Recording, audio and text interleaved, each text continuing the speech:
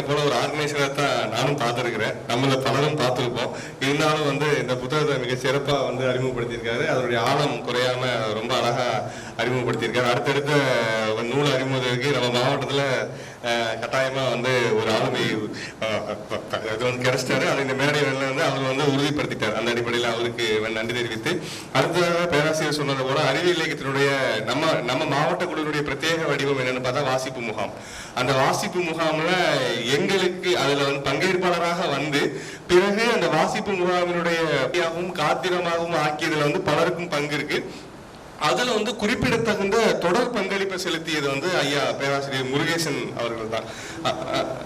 எல்லா முகாமுக்குமே ஐயா அவர்கள் கலந்திருக்கிறாங்க.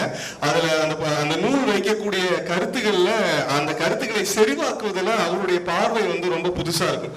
உண்மையான ஒவ்வொரு நூல் விமர்சனத்திலையும் அவர் வைக்கக்கூடிய பார்வைக்காகவே கேட்போம். இப்ப இதுல இருந்து நாம எப்படி யோசிக்கிறோம், பொது புத்தி ஒவ்வொரு உருவாகி கொண்ட விதத்தை எல்லாம் தொகுத்து அவர் வேற ஒரு ஆங்கிள் இருந்து அதை பிரசன்ட் பண்றதுங்கிறது ரொம்ப சுவாரஸ்யமா இருக்கு. அந்த அடிப்படையில் நம்முடைய அழைப்பை ஏற்று அவர் சேலம் ஆத்தூர்ல இருந்து இந்த நிகழ்வுக்கு வந்திருக்கிறார். அந்த அடிப்படையில் அவர்களை அன்புடன் மேடைக்கு அழைத்து நிகழ்வு குறித்த ஒரு சிறிய வாழ்த்துறையை வழங்குமாறு அன்புடன் கேட்டுக்கொள்கிறோம். அரங்கை அணியப்படுத்திக் கொண்டிருக்கிற அனைவருக்கும் வணக்கம்.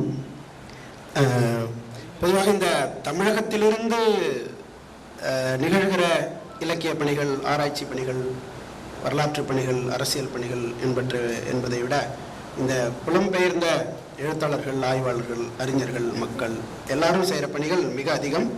அந்த வகையில் அவர்களுடைய பணிகளுக்காக நாம் கண்டிப்பாக நம்முடைய மதிப்பையும் அன்பையும் தெரிவித்துக் கொள்ள வேண்டும்.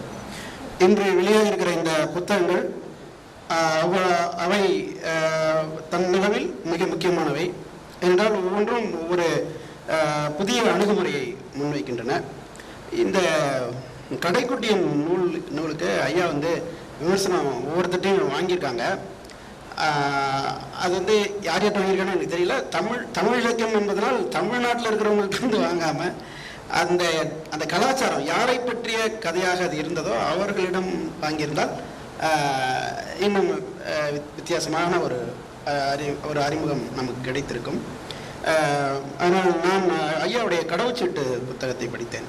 இந்த கடைக்குட்டின் எப்படி கலாச்சார கலப்பை பற்றி பேசுகிறதோ அதே போன்ற ஒரு நாவல் அது. அந்த நாவலில் இந்த மாதிரியான கலாச்சார கலப்புகளை நாம் புரிந்து கொள்ளாமல் விட்டுவிட்டால் அதில் ஏற்படும் விளைவு என்பது வானளாவிய வாழ்க்கையை மீண்டும் கடைநிலைக்கு கொண்டு வந்துவிடும் என்ற செய்தியை அவர் பதிவு செய்திருக்கிறார். இப்படி பலவற்றை சொல்லலாம். இந்த உங்கள் குழந்தைகள் உங்களுடையவை அல்ல. இந்த புத்தகம் கண்டிப்பாக நாம் படிக்க வேண்டியது மட்டுமல்ல, அது நடைமுறைக்கு கொண்டு வர வேண்டியதும் கூட. இது ஒரு குழந்தை வளர்ப்பு என்பது ஒரு அரிய கலை. நாம் எவ்வளவுதான் இதில் விழிப்பாக இருந்தாலும் கூட இன்னும் கற்றுக்கொள்வதற்கு ஏராளமான கூறுகள் இருக்கின்றன. எனவே இதை நமக்கான கல்வியாக நாம் எண்ணி அதை படிக்க வேண்டும், சமூகத்திற்கு பரப்ப வேண்டும். இது தொடர்பாக அண்மையில் சில ஆண்டு இடைவெளியில் நிறைய புத்தகங்கள் தமிழில் நமக்கு படிக்க கிடைக்கின்றன.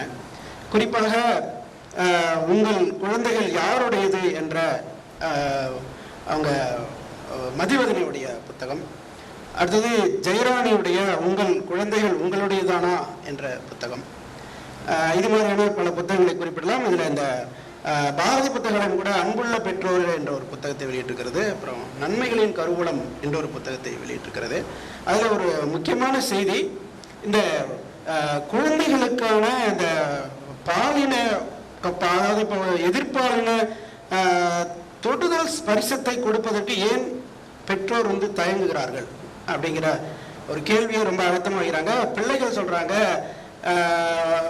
எங்கள் வீட்டில் என்ன தொற்றுனாங்கன்னா என்னுடைய உணர்வுகள், நான் இன்னொரு ஆணோடான என்னுடைய தொடுதல் எதிர்பார்ப்பு வேற மாதிரி ஆயிருக்கும்னு சொல்றாங்க.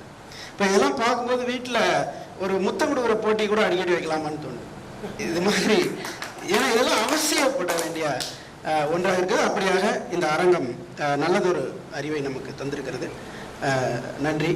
பேராசிரியர் மணி மற்ற நண்பர்கள் எல்லாரையும் பார்ப்பதற்கான ஒரு அருமையான வாய்ப்பு. அனைவருக்கும் நன்றி. இப்போ எழுத்தாளர் ஜீவகுமாரன் அவர்களோடு ஒரு தொடர்பை ஏற்படுத்திக் கொள்ள வேண்டும் என்று அப்போதே நினைத்தேன். அவரையும் நாம் பார்க்க வேண்டும் என்பதற்காக வந்தோம். அனைவருக்கும் நன்றி, மகிழ்ச்சி.